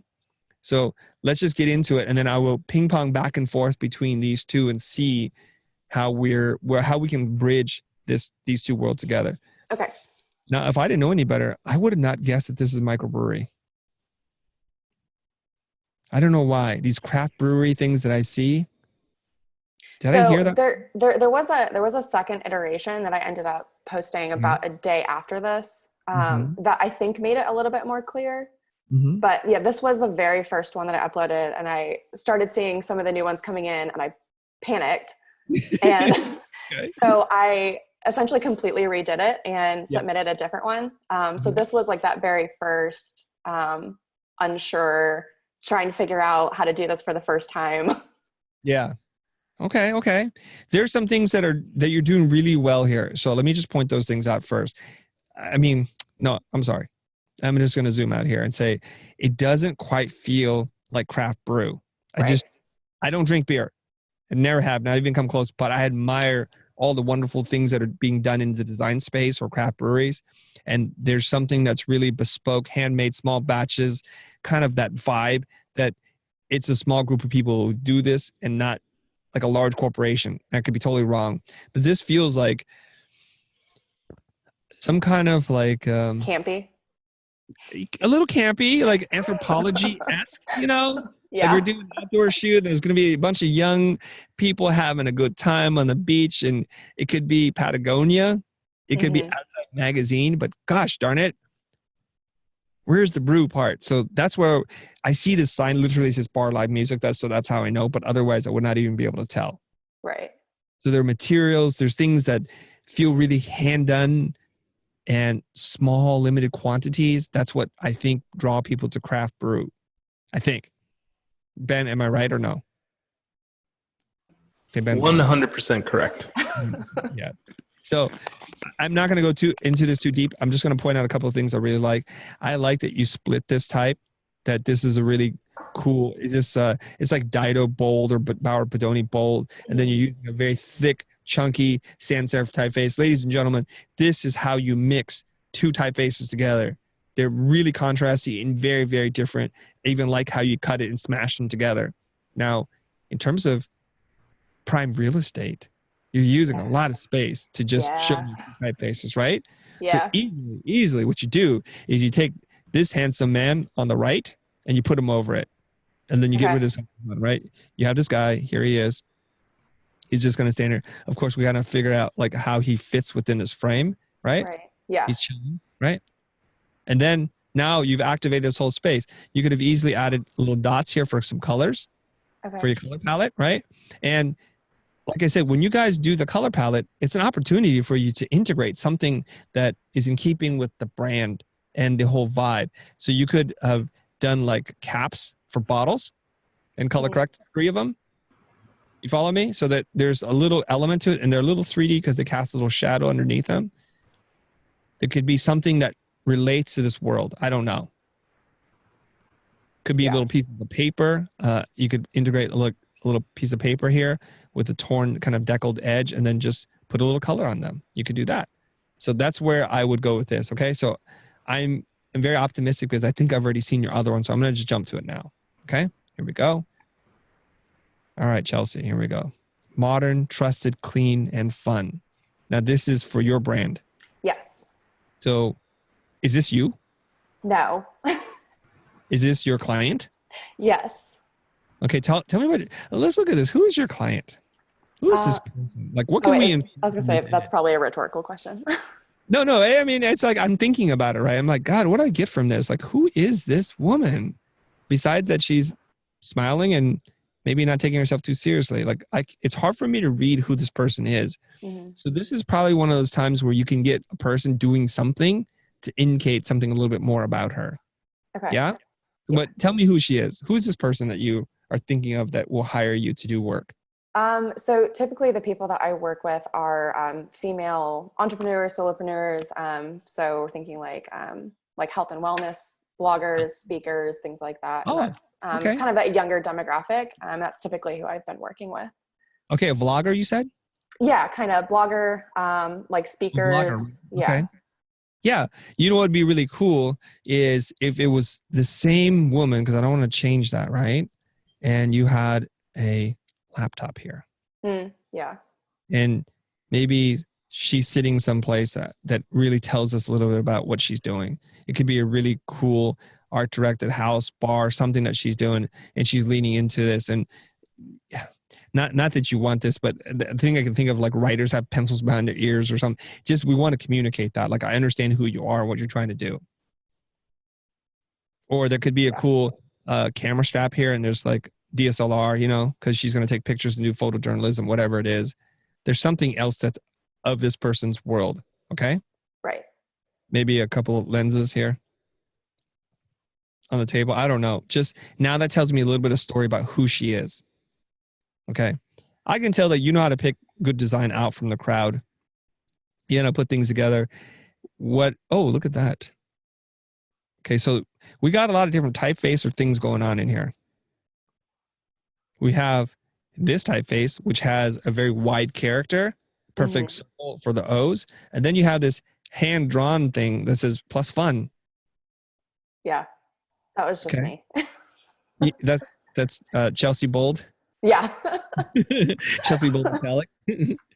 Or Demi Bold, I should say. Okay, I'm looking at this. Then, is this a different typeface punch today in the face? So that was a stock photo that I got from Unsplash, and that is So yes, it is because it's something that is actually on the wall. Oh, you know, the healing brush is so good. You know, the letter J, you paint over it, and I'm always blown away by what that thing can do. We need to get rid of that, especially if that says punch day in the face, and it's like, is that your person? Is that reflective of their culture, their style, their life? I don't know. And then you have this which is a serif typeface, which has, it's kind of very like, I don't mean this in a bad way, like on trend, you know, where the parts of the serif typeface is gone. And I like those things. Feels like a sense. I can explain that. I like it. Oh, okay. No, I was saying, I'm not saying this in a bad way. It feels like it's very on trend. Okay. But then it's like, how many typefaces are we going to do here? Right. We've got Lulo, we got Open Sans, light and extra bold, plus Chelsea demi-bold italic. Then we have that type. It's like, it's too much for me. Yeah. Okay. So I'm seeing a theme emerge from some of you that are doing this, that you don't know how to fill the rest of the page. So you're using a lot of really big images, and then you're saying, I'm done. Now, if we're just doing a menu, that would be fine. But if we're building an entire brand system for this company, this is not going to be enough for us. We need more typographic examples. We should have posters. We should have booklet. We should have, like I said, this is really important for you guys to think about how the printing will be done. Even if you never do any printing, it's exciting to see like real materials, natural things. And then don't use all this wonderful, beautiful space just to communicate, this is my typeface. It's not necessary. Okay? How about a sign in here, something? Give me a little bit more of this design system. What you have shown me is very consistent despite the numerous typefaces, right? And here's one thing I'm going to advise you to do. If you want to have fun, there's lots of ways to do fun besides, I wrote the word fun on there in this kind of my own handwriting, okay?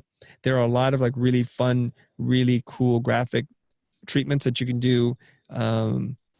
Even the way that you do your handwriting could be a little bit more intentional so that it feels like, wow, it's fun yet still sophisticated and it feels like it still belongs together. It's the one element that feels like it's out of place. Do you know who Timothy Goodman is? Oh my God, that sounds so familiar. Yeah, he's a really well-known graphic designer who got famous for his handwriting.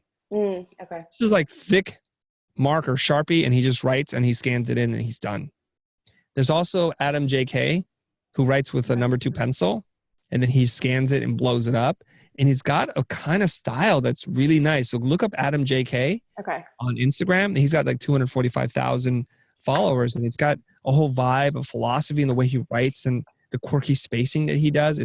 It's really cool. So people who do this often and have developed their own aesthetic, look at them first before you're like, oh, let me just do my version of that. Okay? Yeah. All right. Okay, thank you very much. Thank you. You're welcome. Okay, Abrian Currington, is that Abrian? All right, is Abrian on, Ben? Blue Cat Company. Blue Cat. She's coming online. Abrian, get ready. Okay. Blue Cat. She's being promoted right now. Okay.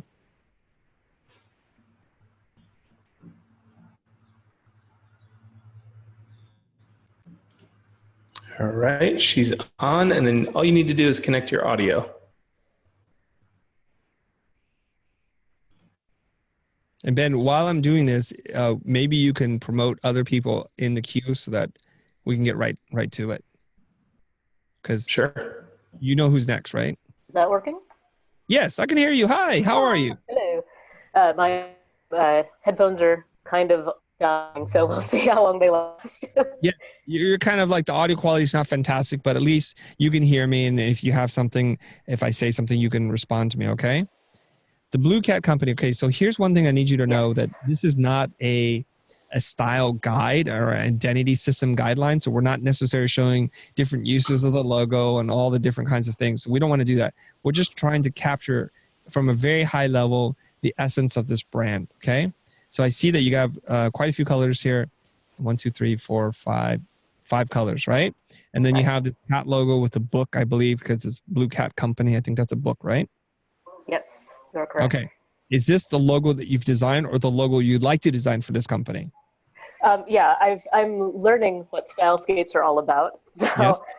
this is my company, so that is my logo. So it was already created. So I knew I Okay. could just throw that in there. Okay. So are you in the process of considering rebranding to attract a different type of customer? Not a different type of customer, but really narrowing in on what my like, refining my brand so that it better fits the customers that I'm serving. Okay. Is this your customer, this woman drinking coffee? Yes, one of them anyway. I'm trying to nail it down because honestly, my demographic sells best to grandmas because they buy books for their kids. So Okay. I'm Well, working it out. I think we're just giggling a little bit that your customer type is grandma, but why not just put the grandma in here and just do something for grandma? Yeah, no, I'm as I made this, I kind of figured this out. So this was a great first step, but I didn't have time to make another. Okay, fantastic. So we can have a conversation about this. I'm going to imagine this is for grandmas now. Okay, just kind of I'm thinking about that. Sure.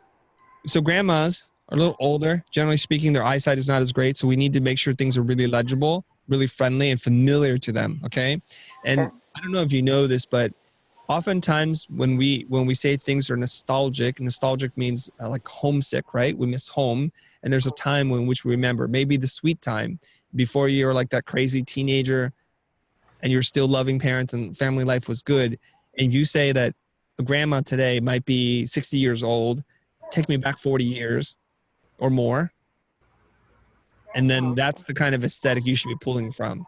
You Okay. understand what I'm saying? Yes, I do. Yeah. So Aaron Draplin, do you know who Aaron Draplin is? Yes. Okay, he has a lot of appeal because he's pulling graphics from the 60s and 70s. And he was really heavily influenced by his predecessor, a guy he looked up to named Charles Anderson. And Charles Anderson was pulling graphics from the 20s and the 30s. So you see how this works? There's a built-in appeal to their work because we've seen it before. It's familiar.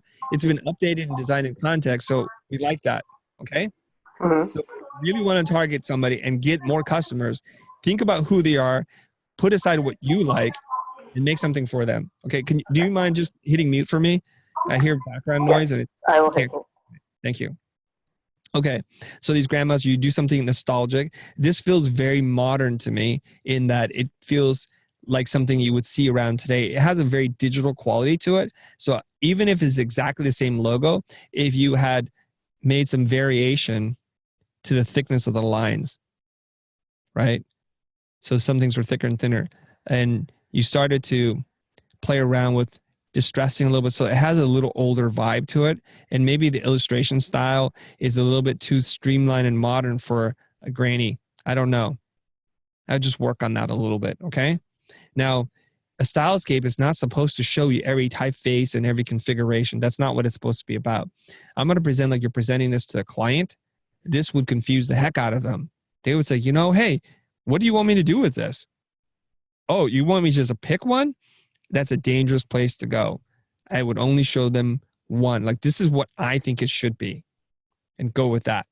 Okay, so definitely this is a no-no. Don't do it. This is like, we're a little indecisive. We're showing lots of things, and this is okay because you said this is your very first stylescape and you're still learning how to do this, and it's been an informative process thus far. This is exactly what I hope you would say, because I'm here to help you. I'm going to walk you through this process and hopefully walk away more informed, more powerful, more confident afterwards, okay?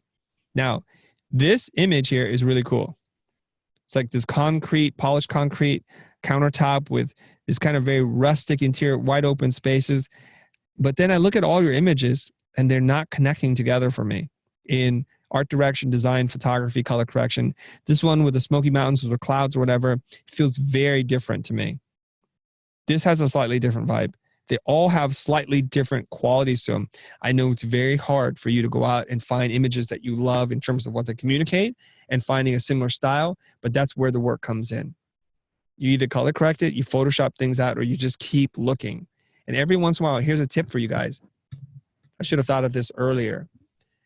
If you find a lifestyle photographer, they generally shoot in kind of one general aesthetic, and they'll have hundreds of images. So if you find a lifestyle photographer who shoots people or things that you love, go find their website and dig really deep.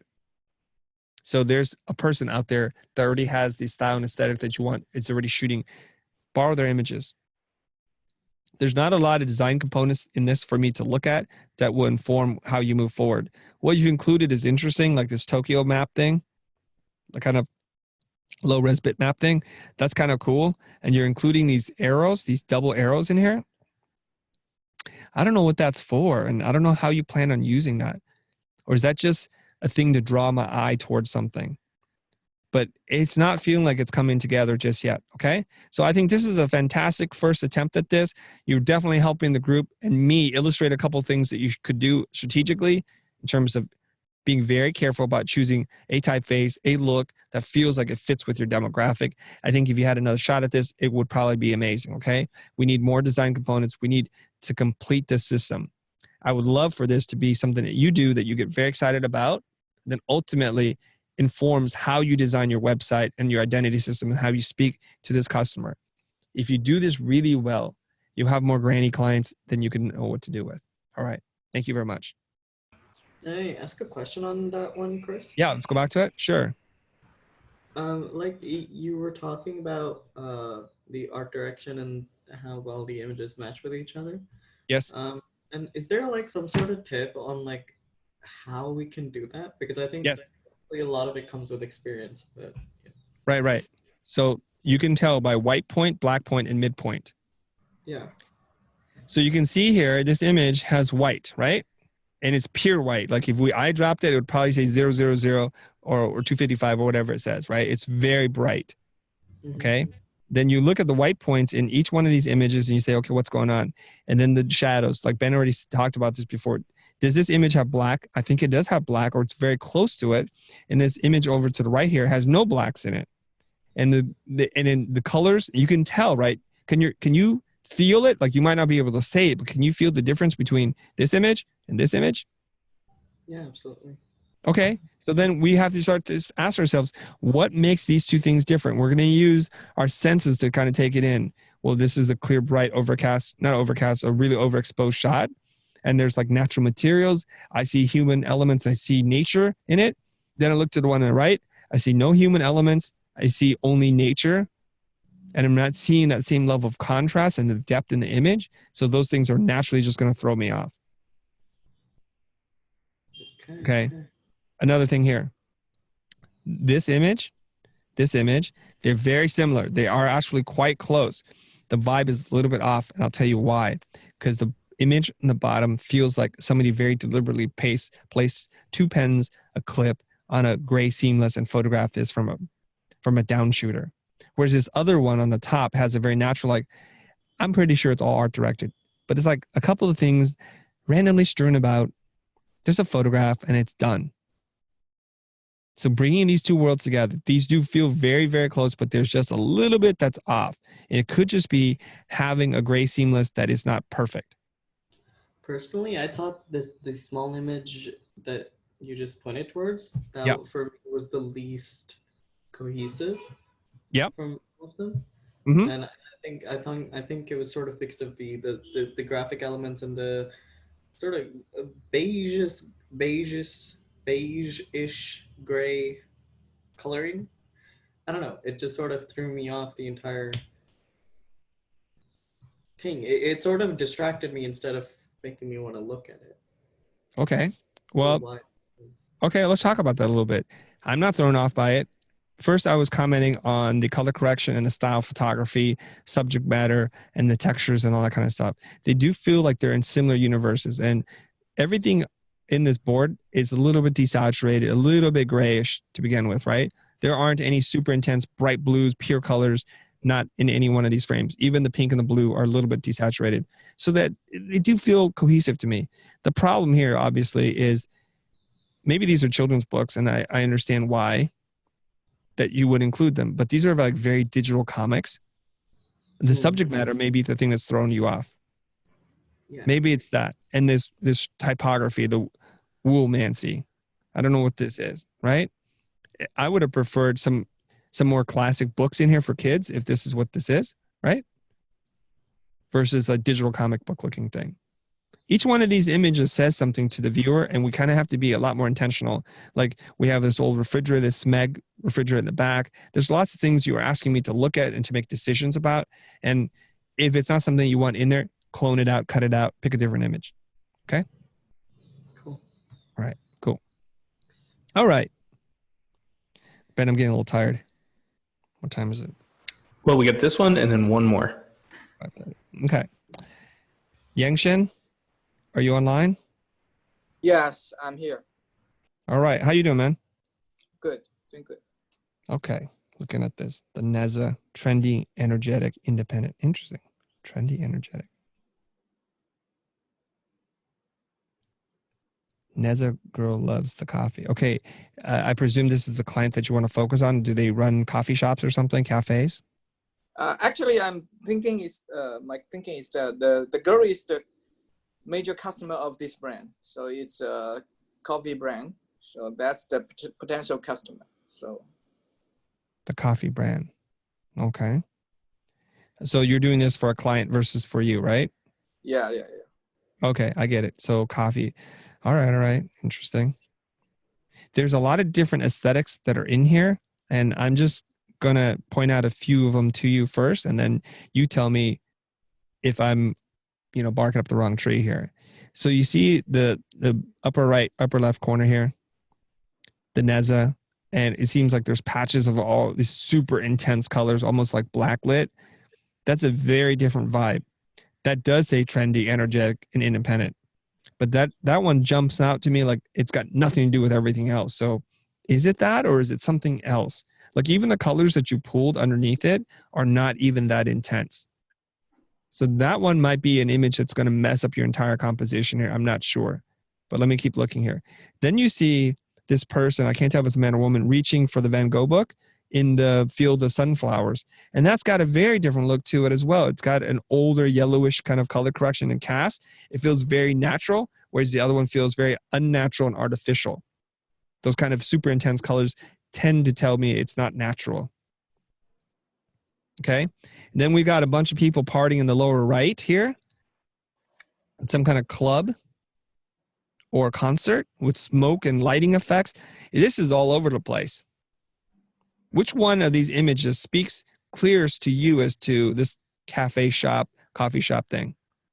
Actually, what I'm trying to bring is that those elements are the hobbies or interest of this girl. Maybe Okay. the girl want to go to concert. So she got different hobbies for this kind of things. Okay. That's fine. She can have different hobbies, but how do you bring this world together? Because if you were to show me this and I'm the owner of the coffee shop and you're saying, this is your customer, this girl who's doing all these fun, cool things, how do we move forward together? Yes. Like, you see what I'm saying? Yeah, of course. After I'm doing this, I realized that. Good. That's fantastic then. So she likes reading books, taking walks, going to concerts. You have to then think about what aspect of that can we learn. It's not just merely reflecting like that's what she does. You still have to scrub through in your mind the timeline like, well, she went to the concert, but this is the bag that she had, or these are the headphones that she wears, or this is the band and this is the visual language of that band that we can learn. Okay, now I got it. Thank you. You got it? Yeah. Good. So you could still showcase the things that she's doing, but find that through line, the theme to link it all together. You know which one I like the most probably is this drawing of a girl next to the air conditioning unit. It's pretty cool. It's illustration style, right? That says something visual to me. That's a design language. Most everything else in here is primarily photographic, so it doesn't tell me that much. So if we can find graphics that are centered around this kind of cool, edgy girl illustration and found typography and other illustrations that made it make sense, packaging, identity system around that, I think you're going to be onto something, okay? Okay. All right, cool. All right, thank you very much. Woo, two more. Jacob. All right, so Jacob was the other person who designed one for his client and then one for his own brand, and he is on. Okay, Jacob, is this one for your client or for your own brand? Hey, Jacob, you probably need to fix your audio real quick. While you're doing that, I'm going to look at this.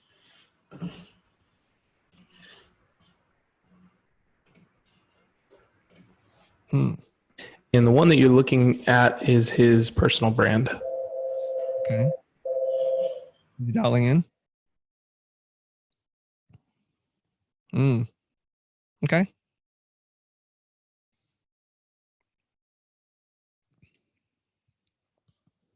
Interesting.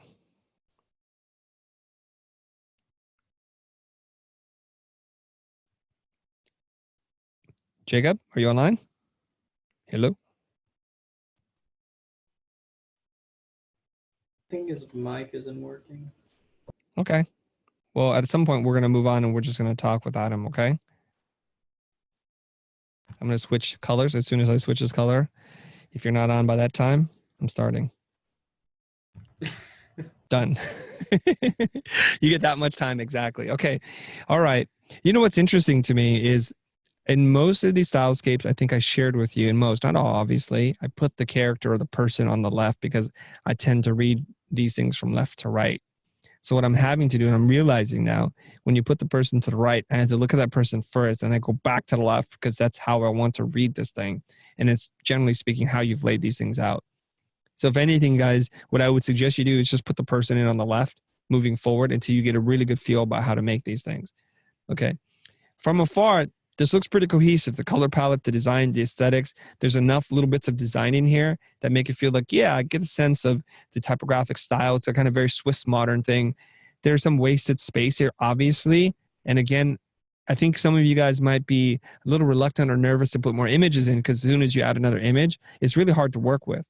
Let me point out some of the things that are working really well. It does look like Jacob cut this person out, and that's good. Jacob added a big graphic, the asterisk behind it in this bright orange color, bringing the color palette together. Those are all very good things. And Jacob's added some typography behind it, like probably from a poster or something that you don't need to design, but it gives me a sense of the typographic language to use using bold and regular weight typefaces that are sans serif. I like that. He's included some things in the backer. I'm not quite sure what this is or what this is. And I think it's good to have some of those elements in there, but just give me a little bit more of that. That looks like a building to me. So from a design point of view, the building should be a little bit bigger so that we can register what the heck it is. Because right now it looks like there's a weird piece of duct tape behind her butt and it's not a good thing. Okay. Getting super, super picky here. You see these little tangencies, how that little letter's cut off. It's tough to do this, but you kind of have to pay attention to that. So you don't want letters to cut off just a little bit like that. You want a big cut or no cut at all. So in an instance like this, you're like, well, Chris, the N works really well, the novate. Well, just clone out that whatever the little nub is. Super easy to paint out, okay? That's what you need to do. Another trick that you guys can do to really bring the colors and everything together is to color isolate maybe the electro and make that this orange color here. Just make it orange in there. And then all of a sudden, these two things start relating together and it feels very custom to this thing. I like that this design system has interesting diagonal cuts and these little dots that you're seeing because that's telling me, okay, maybe Jacob is thinking dots and diagonals. Those are good things. Here's where I'm like, this is not a fantastic use of space that you have this big arced element and this maybe it's a table or a sign on the wall, but what do we do with these things? This is valuable, precious real estate. Think about what each one of these images or shapes communicates to your prospective client, okay? This, I get it why you added a semicircle in here because you want to break up the grid. I totally get that. You don't need it though. Just get rid of it. You could have brought this asterisk out to here if you want to break an element. It would still work, you see? But maybe that's part of the poster. I don't know. If it is, there's not a lot you can do with that unless you redesign the poster or retypeset it. Honest, neo-corporate, refined. Okay, this does feel like neo-corporate. The new corporate, I suppose. So there's a human element to it. And Chris, just to give you a little context, yeah, this is for a communication director for a college or university. Okay. That works for me. I would like to see some more materials or textures or things. Sometimes when you find great identity systems where people have worked on it, they'll include different materials or an envelope that has some other kind of finishing to it. That's really cool. I would like for you to incorporate that. This website that's in here, I don't know if this is your design. I hope it's not because that's not the part of this. So he's found a little bit of design using a slab serif typeface, creating space, and I like that. And the numbers, all this stuff is really, oops, I was like a little heavy-handed on that. That's nice. And then this number system is nice. What stands out here? What doesn't fit? Sababa design doesn't fit. And I think that's your mark, right? You put it in there. See how it's like very clean, modern, architectural, very minimal. And then you have this very illustrative mark. You can tell right away when you drop it in. So of all the things I'm seeing here, your own identity system is the one that's sticking out. These things feel very foreign to me. Does this feel neo-corporate? I don't know. This stag, right? This feels good. These colors feel on point. This feels on point. This is good. So really, this is where I think you might be taking your own logo. I'm making some assumptions here since I can't hear you. Taking your own identity system and pushing into this, and you should come to the realization something doesn't fit. Is it me, Ben, or do you feel like it fits? No, I don't think it fits. And there's also something to the Browning logo, that stag that you pointed out. Yeah. I think when you guys pull in existing brands into the Stylescape, it's fine. But what you have to realize is that every brand that you pull in will bring baggage. And so if you're showing this to a liberal university and you've got the Browning logo as a reference point, that's going to be an instant turnoff because it's a hunting logo. So we have to be careful about the baggage that we're pulling in, and we want to embrace, other brands that align with the same values and goals as the hero.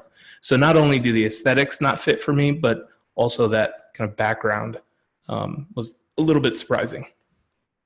I just think from a pure aligning that to the words that you picked, neo-corporate, refined, that throws me off. I don't know the association with that mark at all. It could have been an animal, but just about any animal just doesn't feel quite right. Unless it's one of these super graphic and geometric animal marks, then it could probably fit. Okay. Jacob is saying the Browning logo is supposed to be backlit wall art, and he over color corrected the 3D mark, and he doesn't know what Browning is. Okay, that's fine. That's all fine. All fine. Look, I'm just saying, does it fit? Neo-corporate. I just look at everything else here. It's kind of Swiss. It's very modern. It's simple wood materials, and then you have this super complicated, ornate mark that's got these sharp hooks and components to it. I'm just looking purely on a visual form. Okay, that's all. And then the Sababa letterhead and all this stuff feels like it's from another universe to me. That's how you guys can tell. If you were to play a game, let's play this game. Show your mom, show your sister, show your little brother, show somebody else and say, tell me what doesn't fit. Play the game of what doesn't fit. I'm pretty sure they can walk up to it and say, boom, that doesn't fit. It doesn't fit. So you must acquit. Okay, here's another one. Okay, so this is interesting now. Now I have to remember these two were done by the same person. Mm-hmm. Right? Sababa, right there, I can see it. At least on this one, the two worlds feel more similar than Chelsea, right? Chelsea had this like a beach girl vibe, even though it's microbrew, and then she had her own vibe, different, modern, clean, sophisticated. There is some cohesion here. Not a ton. Color-wise, we're in the same universe, but let's look at this one. This is for his client, right? Mm-hmm. This one's his personal brand. I got him backwards. My bad, Jacob. Okay. Right. That makes sense. The other one's for the college. Okay. Shops. Okay. So there's the same mark, right? Mm-hmm. Okay. Yeah. So I think you're in love with this mark. I think you're in love with the mark. And so if we were outside consultants to you, I would say, if this is your client, there's very graphic modern systems that you're really into, I like it. The mark feels out of place again. Even in here, it feels out of place. And it doesn't mean that you can't use an animal icon. You totally can. But you see how there's these large chunk stencil letter forms that you've picked out, and 2 and 4, bold, sharp, and raw. This mark is not bold. It's not bold. It's got a lot of detail to it. So a simplification of the mark, simplification of a typeface, make it feel cohesive to all this stuff. And I think you're going to do a lot better. Okay. Not that you don't know this already, but Jacob says you're right. Oh, I appreciate that though. But you know what? I don't do that because I need you to affirm that I'm right. But I like that you're saying you have an open mind to things. And that means that there's a lot of potential for you to grow. Too many people, I'm telling you, people just listen to the things I said they would do much better for themselves, but they just fight it. They become too attached. And that's the beauty of Stylescapes, is you can express something really quickly and get an idea. Is this going to work for me or not? Okay. So I think you have a really good sense of design. You know also that you don't have to fill in everything, which is good. And there's a lot of density in here, the good kind of density, right? So you get a sense of the design and typography and the visual language. You have this steel sign, I think steel, that's cut out, the 412. You have this kind of architectural drawing that's kind of bleeding into space and overlapping colors. Generally speaking, for a lot of this stuff, I would advise you against doing drop shadows whenever possible, because it makes everything look really flat. It's counterintuitive, I know. Drop shadows implies depth. But what drop shadows does is it makes a chair that has volume and space, like this Arnie Jacobson chair, and then it makes it a flat 2D photo. Not necessary. Cut that sucker out. Cut it out so that it exists here. And then there's, see, if you just did that, it would be good. Okay? This is a lot of space for an orange triangular repeating pattern. I just don't know if you need that much of it. And again, what I would do is, you see this bold, sharp, and raw? You don't need it in this box. Get rid of this box altogether. Do bold. Oh, let me change the ink. Let's do this. Do this. Do bold, sharp, and raw. Why not use that space? You're not doing much with it. And if you wanted to be really fun, you could also do this. Bold, sharp, and raw. Okay? You can play around with it. Might be some other design issues that I'm creating there by putting something on a diagonal and nothing else is connected. But yeah. Okay, the website feels a little out of place for some reason, right? This is a very young girl posing. It doesn't quite feel like it fits with everything. The guy and the dog also don't feel like they fit, but hey, man. I got one other suggestion for you. You see these, this is like this paper cutout vibe that you got going on with these shapes and the shadows to it, the little egg shape over there. Why not make this? Or maybe it's too much. I don't know.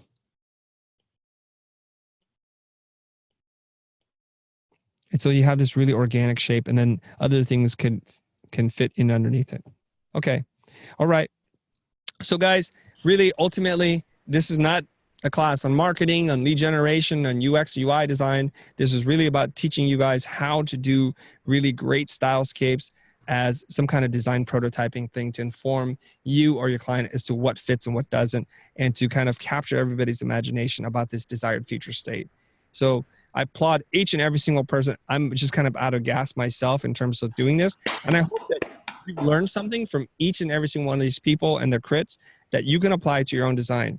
And I love seeing your progress, that what you're doing on the Teachable site. I would encourage you to continue to do the same. Ben, do we have any other things that we need to do for today? Yes. Announcements. So the next live call will be next Friday. And what we're going to be doing is we're going to select a few of you. I don't know how many yet, to present your revised stylescapes to Chris. And you're going to present these stylescapes to him as if he is your client and you're trying to move this ball forward. So if we choose you, I'll let you know. I'll send you an email or post it in the class or something like that. And then we'll let you know those details at that point. Okay. King says, holy balls.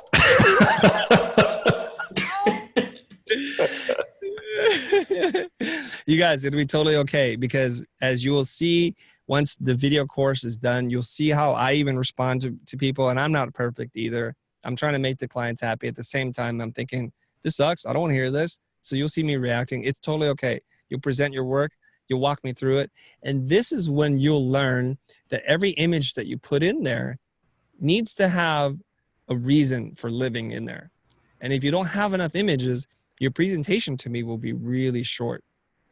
It will be really, really short. So think about that, okay? Now, I don't want everybody to overcompensate and overcorrect where like the next one is just like, it's just too much stuff, like visual vomit. We don't want to do that, obviously. but just keep that in mind. You want to have enough to kind of paint a story to allow the client to look at something and fill in their imagination and say, ooh, I really like this. I like where you're going with this. I love how you chose that because that speaks to something that I've been thinking about. That's what you want to be able to do. Okay, with that, that's it for me. You guys, good luck. Make your revisions, and I look forward to seeing you guys present your design next time. Thanks, Chris. One last thing before we go. I would encourage all of you to do revisions on your stylescapes based on the critique today. I will make another post in the Teachable class, and you can post those there. So what we're going to do is we're going to pick some people from the critique today to present, and then 1 or 2 new ones. So everybody's got a chance to be critiqued one more time. So I will look for that in the Teachable class. Thank you, everybody. Suchet, did you have a question? Yeah. I know your voice, dude. Isn't that? I'm proud. I'm getting value for my money. Who is it?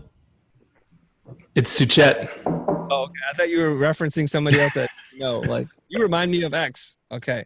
Where are you? Yeah, I was saying that do we get a guaranteed critique for the panelists or? Not for the panelists. No, your first 10 privileges end here. Oh, no. But it ended right now. You know what? Don't worry about it, guys. We're going to pick people who we think either demonstrate something really good or something where we can learn a lot from, okay? That's really what we want to do. And if you guys want to test your presentation skills, you never know. Be ready. That's right. All right, everybody. We'll see you in the class. Thank you. Bye, everybody.